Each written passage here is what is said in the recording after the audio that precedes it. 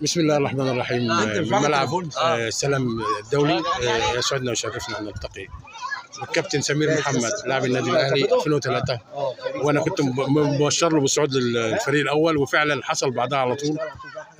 ونبارك له الف مبروك يا ابو كباتن على الدوري 2003. الله يبارك في حضرتك، والحمد لله على الدوري، وشكرا على الاحتفاليه الجميله دي، وان شاء الله ما تبقاش اخر سنه، يعني تبقى كل سنه باذن الله.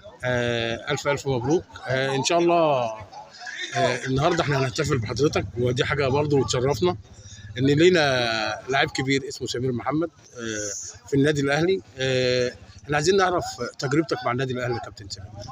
يعني طبعا انا بشكركم طبعا على الاحتفاليه الجميله دي، وطبعا مش اي حد يلعب في النادي الاهلي. في النادي الاهلي لازم يبقى عندك شخصيه، لازم تبقى شخصيتك مهمه في بره الملعب قبل جوه الملعب، مهتم بنفسك ومحافظ على نفسك وبصحتك، ومهتم باكلك وبتنام بدري وبتصحى بدري.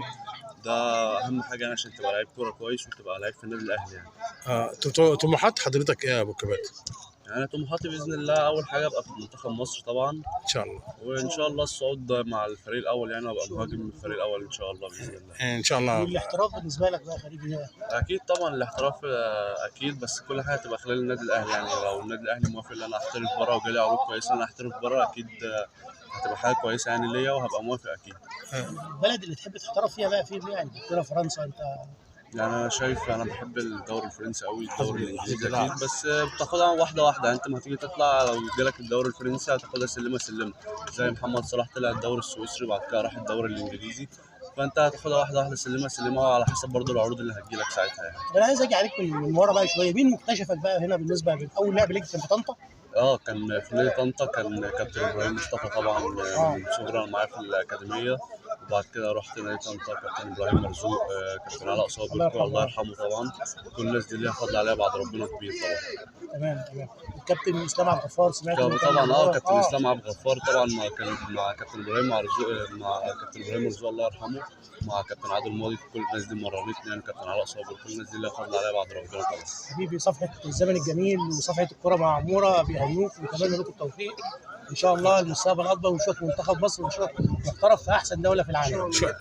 شعورك ايه يا كابتن سمير وانت بتجيب الجون في نادي طنطا في 2003 في المباراه اللي انت بتلعب عليها؟ شعورك ايه؟ لا طبعا اصل الكوره دلوقتي بقت كوره احتراف، كان ليا كل الاحترام طبعا لنادي طنطا، نادي كبير لعبت معاه 3 سنين، كنت هداف الفريق وهداف الدوري 3 مواسم ورا بعض، بس انت في ساعتها ده اكل عيشك يعني، فانت بتعمله. لكن بعد الماتش بس كلهم زمايلي والمدربين كلهم لهم فضل عليا، فبحترمهم طبعا كلهم من اول واحد لاصغر واحد.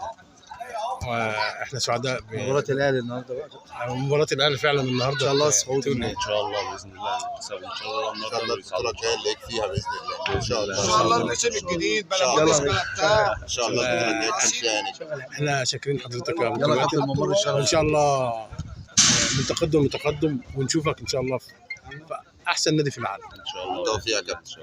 الف شكر.